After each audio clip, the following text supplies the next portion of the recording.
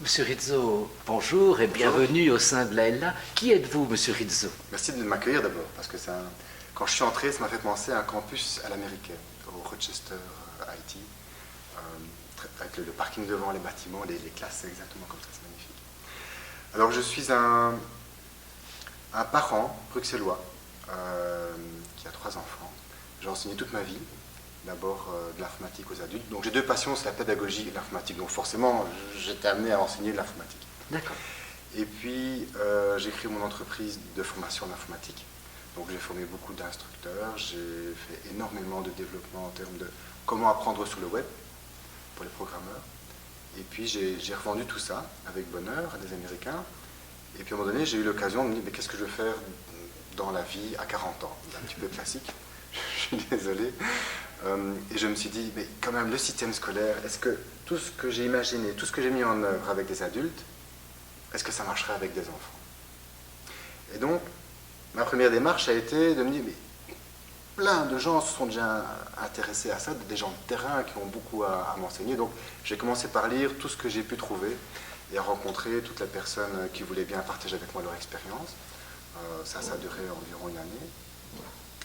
Et puis, bon, j'ai fait plein de choses que je raconte dans le livre, mais j'ai voulu aller dans les classes sur le terrain pour expérimenter justement cela. Venons-en justement à votre livre, Sauver l'école, point d'interrogation. Ça veut dire, en d'autres termes, Monsieur Rizzo, que l'école est en perdition, que l'école est en chute libre et que vous allez la sauver, que vous êtes le Messie, le Salvateur, le Rédempteur de cette école en perdition. Comment doit-on interpréter le titre de votre livre, Monsieur Rizzo? Je pense que la partie la plus importante du titre est le point d'interrogation. Donc ce livre dit tout et son contraire, ce qui est parfois très très frustrant. Je fais des raisonnements pour constater ceci, et puis je les démontre 3 pages plus loin pour constater cela. Et c'est un petit peu le cheminement intellectuel que j'ai suivi, et aussi le cheminement erratique dans mes classes en quête de réponses. Je crains que celui qui cherche des réponses fermes et définitives soit assez déçu avec le livre, qui pose beaucoup de questions. Alors, parfois, un de vos collègues ici m'a dit, tiens, vous me faites un peu penser à l'instit, le justicier sur sa moto. Je ne pense pas que cette métaphore me convienne pas, me corresponde bien. Moi, je ferais plutôt l'ingénieur dans sa soucoupe volante, qui se pose beaucoup de questions systémiques, avec un regard extérieur, justement, qui n'a pas toutes les réponses du tout, mais qui constate que, pour revenir à votre question, est-ce que l'école est en chute libre? Moi, je vois plutôt l'école comme quelque chose de très statique. Depuis son invention au XIXe siècle, où on s'est dit, ben voilà, il nous faut des ouvriers et des bureaucrates qui font des tâches très répétitives, hein, imaginons-nous, pas d'ordinateur à l'époque, besoin d'armées pour aller se faire tuer dans les 2 guerres mondiales, etc. Donc il faut des gens très obéissants, quelque chose de très hiérarchique. Et l'école, j'ai l'impression, a eu du mal à sortir de ça, alors que la société, de son côté, a avancé à toute vitesse, très très vite. Et l'écart entre les deux, grandissant, ça met beaucoup de gens très mal à l'aise. Les élèves, évidemment, mais les enseignants aussi. Je constate beaucoup de souffrance dans l'école. Et je pense que cette souffrance n'est pas utile, que si on arrange les choses autrement, il y a moyen d'avoir une instruction d'excellence, avec vraiment beaucoup de connaissances qui sont transmises, ou acquises, ou enfin, transmises et acquises, mais aussi beaucoup de bonheur à l'école. Vous voulez rompre finalement avec dominant-dominé, enseignant-enseigné, et davantage un partage des savoirs, Monsieur Rizzo? Mais l'information est partout. C'est aussi un grand changement. Je pense que ce que l'informatique nous apporte est un changement plus fondamental que l'imprimerie. Donc on imagine, qu'on se souvient de ce qui s'est passé à la Renaissance, on imagine ce qui nous attend.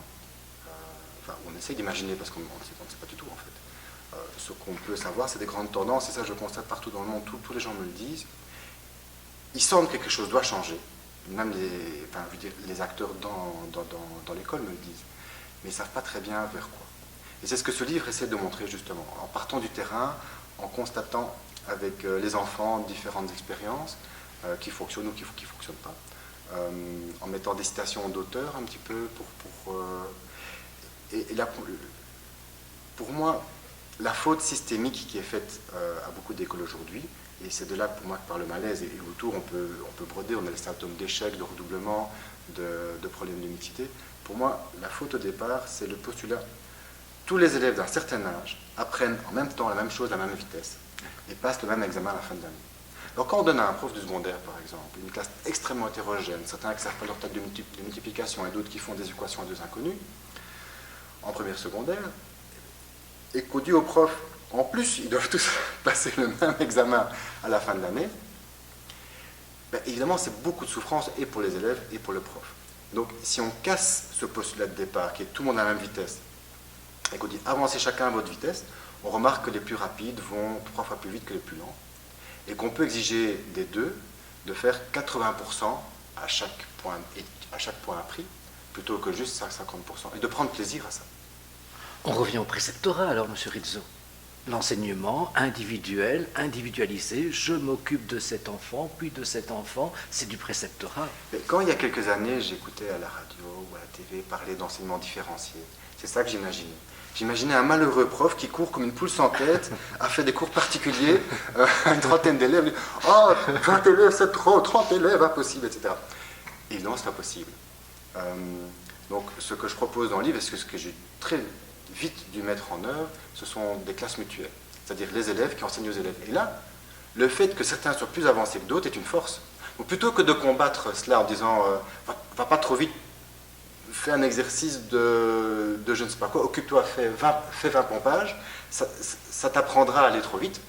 Ou alors toi, tu vas pas assez vite, tu vas revenir mercredi après-midi, travailler samedi, cours particulier, etc.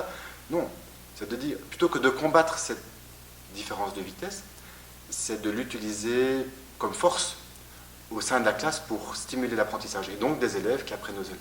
Et ça, c'est pas vraiment quelque chose que j'ai mis sciemment en place. C'est quelque chose que j'ai constaté. Au début, j'avais donné en bon informaticien une liste de vidéos à voir par matière. Et sur YouTube. Je leur avais donné accès à de l'informatique à la maison et en classe. Et bien, à mon grand étonnement, ils n'ont pas été regardés.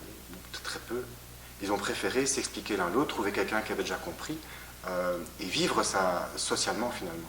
Et créer du lien social, et créer tout ce qu'on veut créer de transversal au niveau de l'école, au niveau du savoir-être, au niveau du savoir-vivre, au niveau de la collaboration, au niveau de la créativité, sous prétexte de faire des maths, mais des maths en collaborant. Et ça, c'est toute la différence. Parfait. Une dernière question, monsieur Rizzo.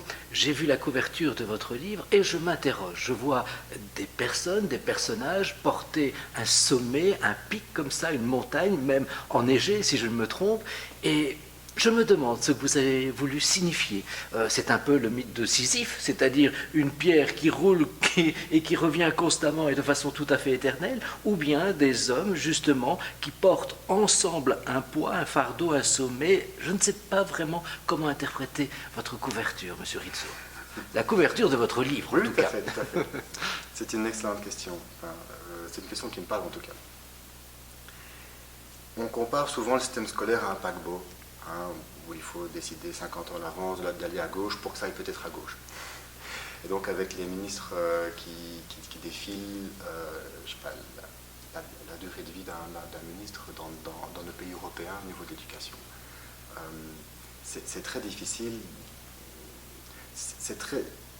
En fait, énormément d'enseignants m'ont écrit en disant « Ouf, ce livre me donne une bouffée d'oxygène par rapport au sentiment du fait accompli, au sentiment que il n'y a rien à faire. » Et justement, je suis persuadé que une des tâches qui va nous occuper pendant les 10-20 ans à venir, par exemple avec le pacte d'excellence, c'est de redonner aux enseignants le souffle pour qu'ils reprennent leur école en main. Arrêtez avec ces décrets, ces circulaires et ces machins. Non. Vous savez mieux que quiconque ce qui convient pour votre terrain. On va arrêter de vous dire comment faire les choses, on va se concentrer sur le pourquoi. Et vous allez vous-même mieux savoir que nous comment reprendre votre école en main et comment elle doit fonctionner finalement. Pour moi, c'est extrêmement important. Je suis d'accord avec des gens qui ont d'autres bords que moi, avec qui je discute beaucoup sur l'école telle que d'être finalement. Mais sur le chemin pour y arriver, on est assez divergents. Moi, je crois beaucoup à l'émulation de la créativité, des petits projets comme ça qui vont émerger, qu'on va encourager peut-être 5 ans, et puis qu'un autre va concurrencer, etc. Un petit peu Darwin, si vous voulez, ou même Wall Street. Tandis que d'autres, vous verrez plutôt, non, on va arrêter tous tous ces déstabilisateurs d'école, on va remettre des règles, on va mettre une grande muraille, un petit peu comme Marx ou Staline, si on veut opposer à Wall Street. Mais finalement, on veut tous la même école. On veut tous une école qui libère le citoyen.